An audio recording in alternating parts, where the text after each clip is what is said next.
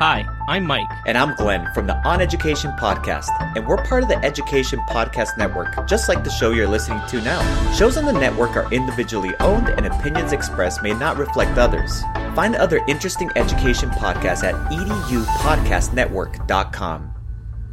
Coming up on episode 144 of the House of EdTech podcast, I've got a recommendation that comes right out of the Facebook group for this very podcast about students podcasting. I've got the House of EdTech VIP. I'm going to talk about the upcoming 2019 House of EdTech Smackdown, and I think it's time to forget about future ready. Let's start getting our kids now ready. Strike up the band.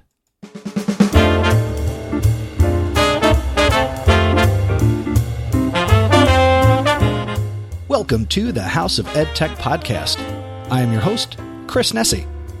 The House of EdTech explores how technology is changing the way teachers teach and the impact that technology is having in education.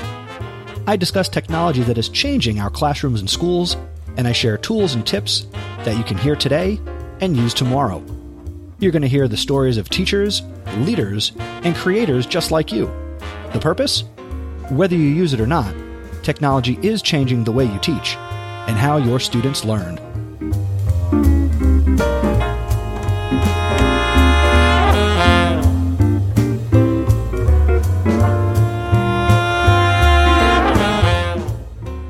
Hello, hello, hello. Welcome to another episode of the House of EdTech podcast. If this is your first time listening, welcome. If this is your second time or your third time, or you're a regular listener, welcome back. I think you'll enjoy this episode, and I hope you enjoy this episode.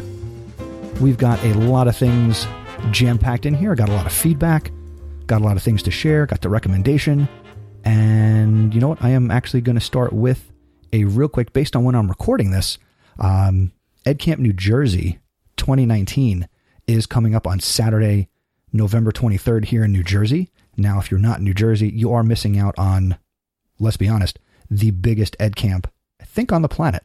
I'm happy to be one of the lead organizers of EdCamp New Jersey, and I've been doing that for probably 3 or 4 years now, and it's just very exciting to be, doing EdCamp and running an EdCamp and putting on with this year a smaller group of people what is the biggest EdCamp and one of the most exciting things that I get to do professionally. So if you're in the New Jersey area, Pennsylvania, New York, Delaware, and there's still time, we hope to see you at New Brunswick High School on Saturday, November 23rd. Also coming up, a quick announcement here. We have again the 2019 House of EdTech app Smackdown. That's the last episode I do each calendar year, and that's your opportunity to share your favorite things about education technology that happened this year. So tools, tips, apps, websites, recommendations, whatever you loved in education technology here in 2019, I want you to share it. And I want you to share it in audio because, this is an audio podcast. So head out to chrisnessie.com/feedback. And there are a number of ways you can send audio to me.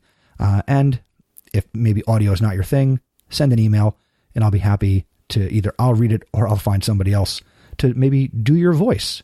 So, but if that's the case, I can't guarantee that either my impression of you or somebody else's will be accurate. So if you want your voice to be accurate, send me your own audio for the Smackdown. And you're going to want to do that by December 1st, 2019. Moving on, we have some feedback. Got a great tweet regarding the last episode, and this comes from Jessica James. She is at Mrs. James ACPS on Twitter, and she said about the last episode, 143, quote, enjoyed the hashtag House of EdTech podcast with at Mr. Nessie, featuring at Mandy Tolan EDU, discussing digital escape rooms on her car ride in.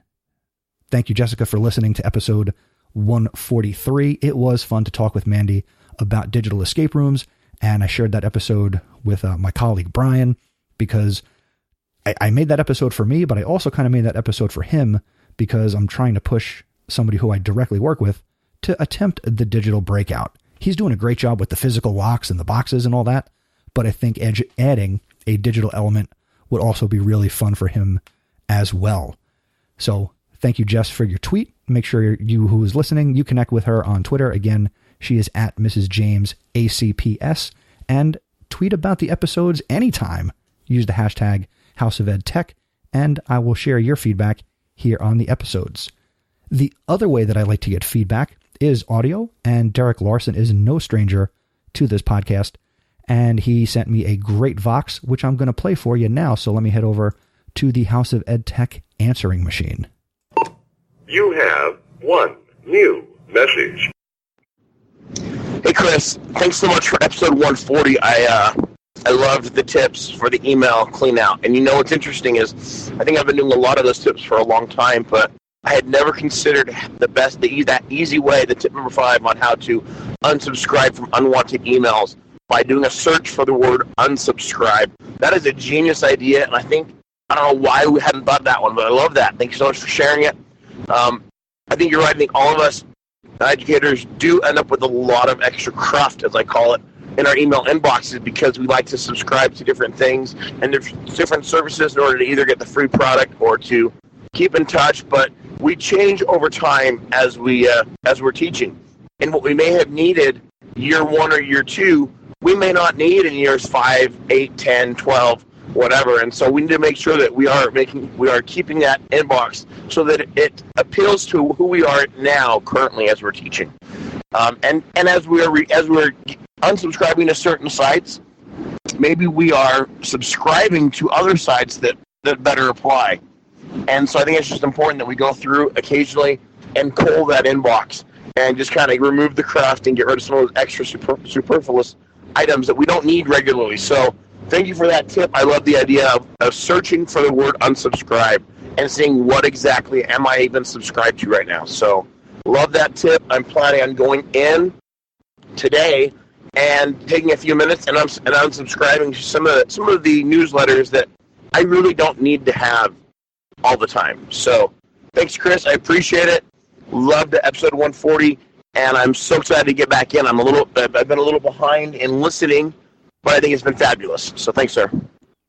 Derek, thank you for taking time, as always, to send me some audio feedback. Thanks for listening to episode 140, which was all about digital portfolios in the classroom.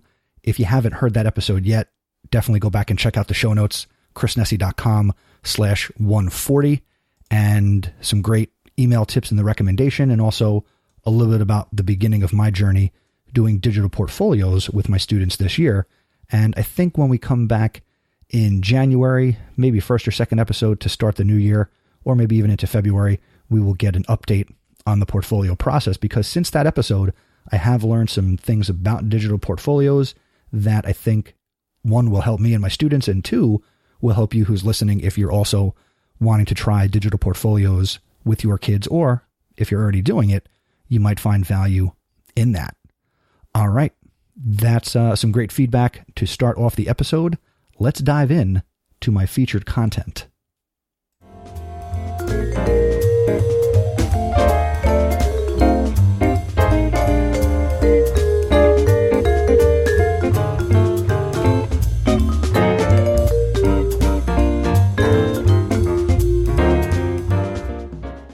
All right. So the title of this episode is Forget Future Ready. Let's Get Now Ready. Yes, I said it. It's time to forget future ready. Back in 2015, on episode 28, I spoke with Tom Murray. Yes, the Tom Murray, all about future ready. And here we are, 4 years later, and my firsthand experience is that future ready is a gimmick. Initially, I was excited at the prospect of superintendents taking a pledge to transform schools and empower educators and really rethink learning and instruction in a way that wasn't driven by technology, but leveraged technology. But prior to 2015, school superintendents weren't already pledging to transform schools and empower their teaching staff? Superintendents weren't committed to excellence before 2015? Look, we still have classrooms where students are sitting in rows and teacher desks are up at the front, and the teacher is still speaking at students in the front of the classroom. Students are still being asked to regurgitate information back, just like all the decades that have come before this one. Here in New Jersey, Future Ready is the equivalent of a badge in your email. And districts are just looking for meaningless feathers in their caps. I mean, up until recently, the face of Future Ready in New Jersey never spent time in a classroom as a teacher and has never worked in a school. I say up until recently because as of this fall in 2019, the New Jersey Department of Education has now taken over Future Ready in the state of New Jersey. I tried to get involved here in New Jersey as a person who reviewed school district applications for Future Ready status. All the applications I reviewed were not districts that either myself or the rubric would say are Future Ready. To be completely transparent, most applications were laughable at best. And that's across the 4 different areas that school districts would apply for. My own district in high school, by comparison, did put together a very solid application, but there were holes and straws grasped at there as well. A lesson that I did on coding within the scope of high school world history was ridiculed by some administrators in my building. And that's the 2 times that I taught it. But when it came to Future Ready, that very same lesson was on par with a lecture from, say, Plato or Socrates. And rightfully so, because a lesson on coding in world history can work. I've done it. And all of a sudden, when it was needed as evidence, it became valuable. The problem with Future Ready as I see it is that it's very subjective, and in my opinion, it is overly superficial. There are Facebook groups for the different facets of Future Ready: instructional coaches, principals, librarians, district leaders, technology leaders. I'm in some of these Facebook groups, and I am not seeing the conversation move the needle. I'm sure in many districts, this has led to the purchasing of new technology and upgrading the infrastructures. But remember what I said at the beginning? This wasn't meant to be driven by technology. Chromebooks in every classroom doesn't equal Future Ready. Think about your principal or your district leadership.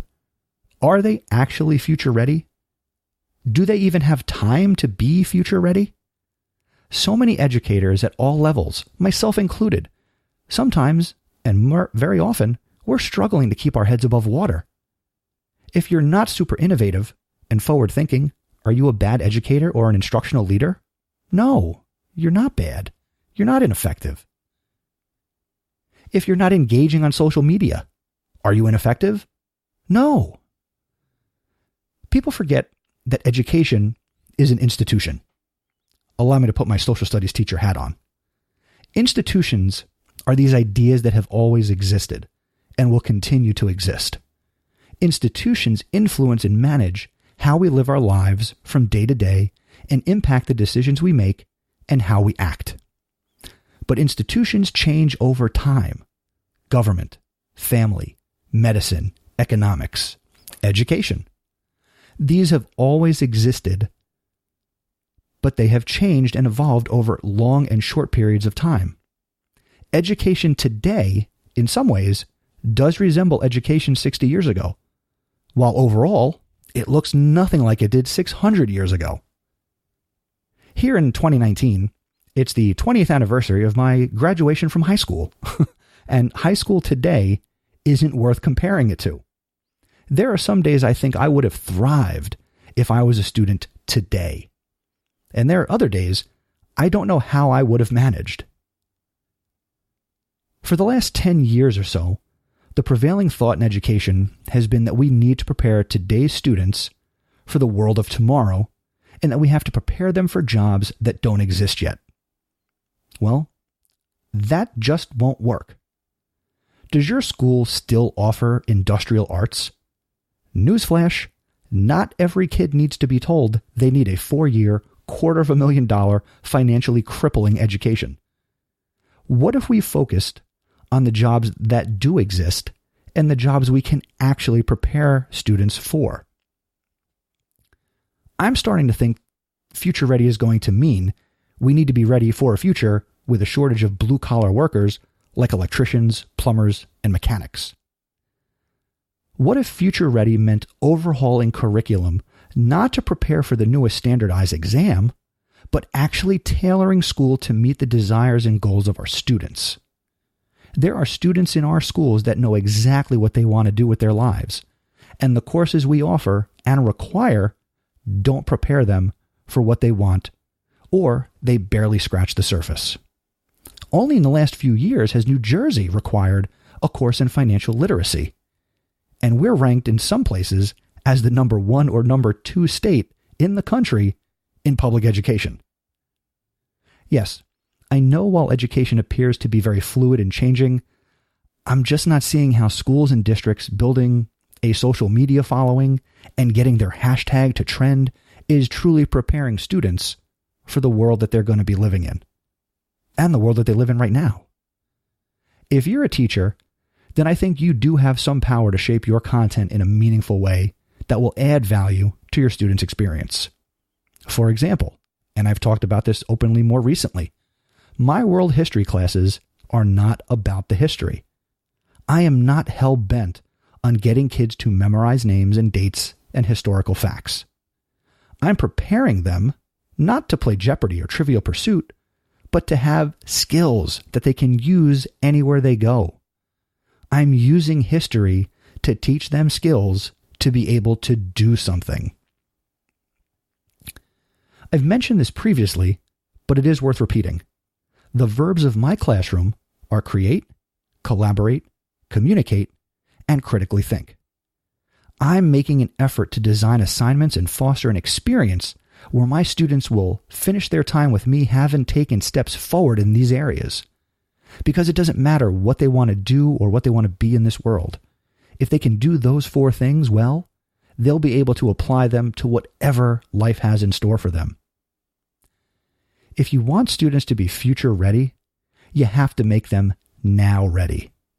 We have no idea what the future holds, and I think students would be better served having skills to cope and manage whatever curveball life throws at them. Some of this is technology related, of course. Some of it's social emotional. Some of it's being mindful.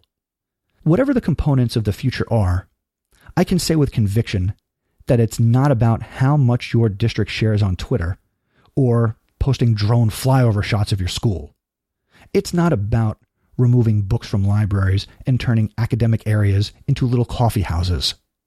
It's not about how many representatives you can send to yet another institute or another summit. It's not about just talking about what you'd like to see happen. It's about doing. It's about trying. Our students are thirsty for opportunities to create and do. That's what they want right now. Let's help them be now ready.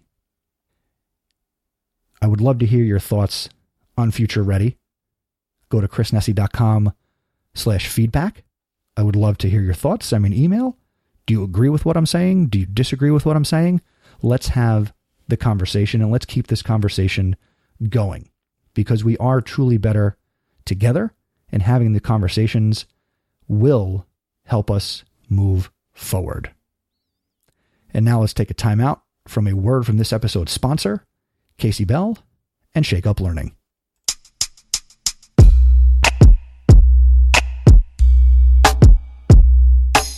Hey y'all, Casey Bell from Shake Up Learning and longtime listener of the House of Ed Tech, and I have a really special opportunity that I'd like to share with you today. If you've ever thought about getting Google certified, but you are unsure where to start, or maybe just overwhelmed with all of the content, I can help. I have 3 online courses to help you reach your Google certification goals. The Google Certified Educator Level 1 Academy, the Level 2 Academy, and the Google Certified Trainer Academy. I have helped thousands of other educators reach their goals, and I would love to help you.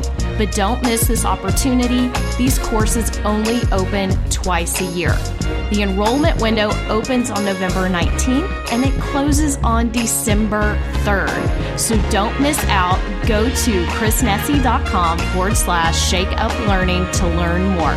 And I hope to see you in the courses. Bye, y'all.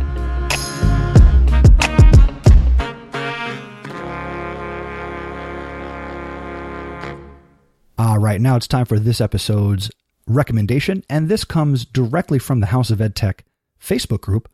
Now, you might be sitting there listening, thinking, there's a House of Ed Tech Facebook group? Yes, there is. And you can access it by going to chrisnessy.com/Facebook.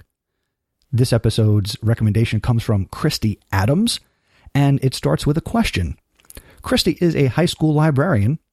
Quote, I have several collaborative student podcasting projects that I'm planning, and I would like to introduce the students to some exceptional examples of a podcaster's use of tone, vocal inflection, and personality, preferably age-appropriate and engaging for teens. I greatly appreciate your suggestions. Well, Christy, here are some quick suggestions off the top of my head of stuff that's relevant and definitely engaging because they engage me. Definitely have your students in high school check out This American Life, the new NPR podcast Shortwave, the also NPR podcast that I'm historically biased to, Throughline.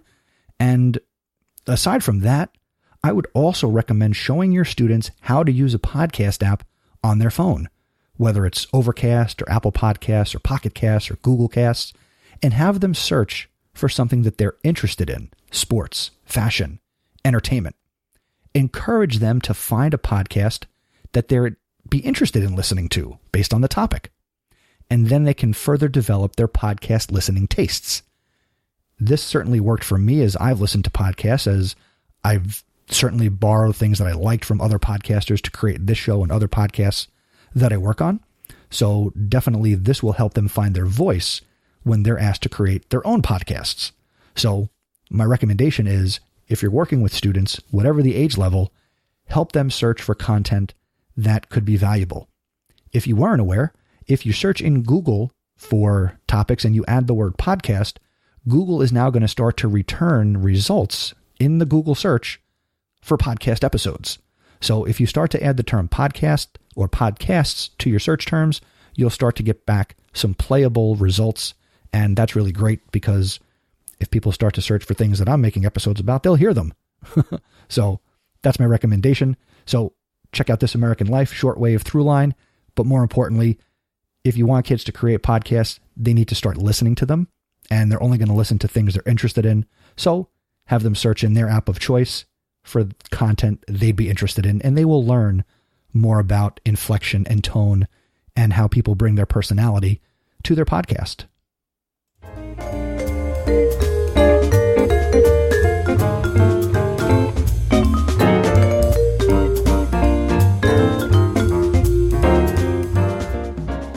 I am very excited to have another installment of Just Give It a Try.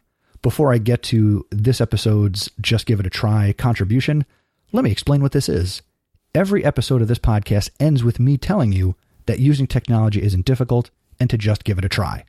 Well, this is your part of the episode where I want to hear your story about things that you've tried in your classroom or your school, whether they've been successful or not. I want to learn, and this community wants to learn from hearing your story. And I'm about to turn it over to Kelly Schemmel. She recently employed digital breakouts, and I'm not sure if it was yet because she listened to episode 143, where I talked with Mandy, as I mentioned at the top of this episode, but hopefully since leaving this message, she has listened to it, but she definitely references the article that Mandy wrote on Ditch That Textbook. But anyway, take it away, Kelly. Hi guys, my name's Kelly Schemmel and I'm a teacher down in the great state of Texas. I work for Northwest Independent School District, and the technology piece I tried was a digital escape room. I actually saw a post on Twitter by giving an example from a website called ditchthattextbook.com, in which they kind of walk you through how to create a digital escape room. So it started with creating an image on Google Draw that we were able to embed all of our links in. And so using different images in the link, if they click on them, it'll take them to different links that they can then find the information that they need in order to unlock the codes. Some of the links we sent to were websites like YouTube. We just linked to a video.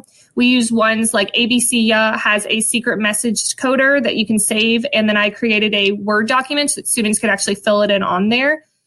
We used crossword labs to create a crossword. We used Jigsaw Planet, where I found a poem about light energy, because the whole digital breakout was about energy, light, thermal, and sound energy. And so I found the poem and created a Google slide with the poem on it, and then was able to upload that to the Jigsaw Planet, and they create it into a puzzle. So the students have to put it together and then be able to read the poem to find the answer to one of the clues for the locks. We also used deck toys for a couple of the activities. So students were able to complete activities, and then the next toy on deck toys would give them the code if they were able to complete it. So just lots of different ways to kind of engage the students. We also did a crossword from crosswordlabs.com. Again, everything's digital, so you don't have to provide them with any paper copies of anything. They can kind of move through it at their own pace. And then for the locks, I know some people have done Google Forms. I don't really like how that looks. I want it to look more like an actual escape room with real locks. So I use Flippity's locks. Flippity.com has a lot of really great websites, like links that you can create lots of different things. And they have one that you can code your questions, and it will create digital locks for them. So it actually looks like a lock. And when they click on it, it has the lock that's red. And once they're able to put in the password or the code, the lock turns green and shows an unlocked lock. So I just really like that visual. I want to make it as real world as we can. And I think it's more engaging for the kids. So we're actually trying it for the first time, start probably on Wednesday. So we're going to introduce what the 3 types of energy are, and we're going to do some labs with them. And then they'll use the escape room as kind of like a review. So I'm really excited to see how it goes. I think the kids are really going to enjoy it, and I'll have to check back in and let you guys know how it goes and kind of see what you guys are trying in your classrooms. Thanks. Thank you, Kelly, for sending that in. I really appreciate it. And you shared so many things, some different resources that didn't even come up in episode 143, where I spoke to Mandy. So for you who's listening, make sure you go out to the show notes at chrisnessy.com/144, and I will include links to the different tools that Kelly used in her digital breakout experience. And if you'd like to connect with Kelly on Twitter, she is at KL Schemmel, and that's SCHEMMEL. Of course, there'll be a link in the show notes. And if you want to have your Just Give It a Try featured on a future episode, just go out to chrisnessy.com/flipgrid.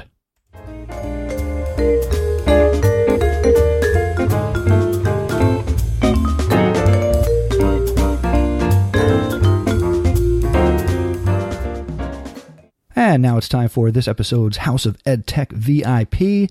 And I want to shout out Trevor Bryan. Trevor Bryan is a New Jersey art teacher. He is the co-creator and contributor to the 4 O'Clock faculty blog and community, along with Rich Chiz.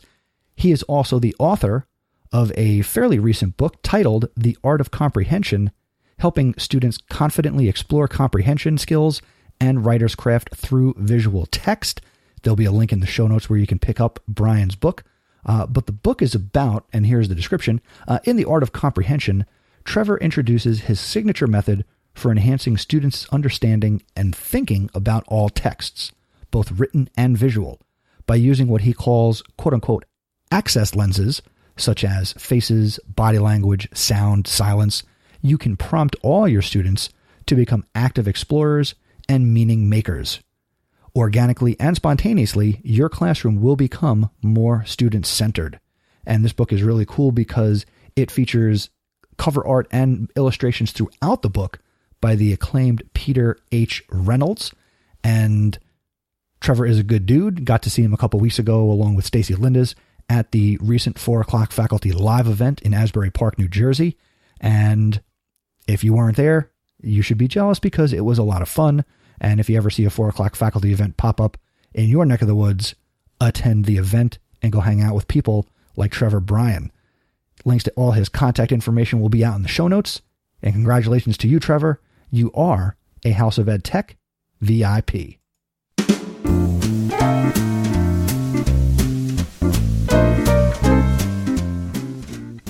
Thank you for checking out this episode of the House of Ed Tech. Keep the conversation going because me talking about Future Ready is worth continuing to talk about. So I would love to hear your thoughts on my thoughts. The information, the resources that I share in this episode, you can go out to chrisnessy.com/144. You can also go out to chrisnessy.com/feedback. This episode wouldn't have been possible. First, thanks to Casey Bell and Shake Up Learning for supporting and sponsoring this episode of the podcast. She's got some great courses if you're interested in getting Google certified on all levels. So make sure you go to chrisnessy.com/Shake Up Learning to learn more. And the other way that you can support this podcast is you can tell somebody else about the show. Share it on social media at House of Ed Tech on Twitter and Instagram, #House of Ed Tech. You could also become an awesome supporter. My Awesome Supporter program is powered by Patreon.com, where a consumer of content like you can support a creator of content like me. Special thanks to Anthony Arnaud, Eric Kurtz, Dan Gallagher, Carlos Garza, Mr. G, Peggy George, Jen Giffen, Jeff Herb, Mike Messner, JP Prezavento, and Kyle Wilcox. Thank you to all of your support. Thank you for being awesome supporters here of the House of Ed Tech.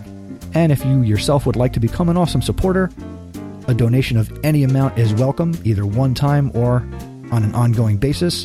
Go out to chrisnessy.com/awesome to learn more about that. The next episode of the House of Ed Tech is going to be episode 145, and that's going to come at you on November 24th, 2019. And as I said at the top of this episode, that's going to be the day after Ed Camp New Jersey 2019. So this has been a fun episode. Again, I worked really hard on this one. Not that I don't work hard on the other episodes that I've produced, but this one, I really feel like I had something to say, and I put it out there. So again, whether you agree with me, you disagree with me, I do want to hear from you, and let's have this conversation, and really, let's figure out a way to actually move the needle to get kids creating and doing and collaborating and all the things that we all know are important. And let's find a way to get this done. Until next time, thank you for learning with me. Remember, using technology isn't difficult. Just give it a try. And speaking of trying, this episode was live streamed into the Facebook group. And if you're not a member, head out to chrisnessy.com/Facebook to join the community. And I'll see you next time.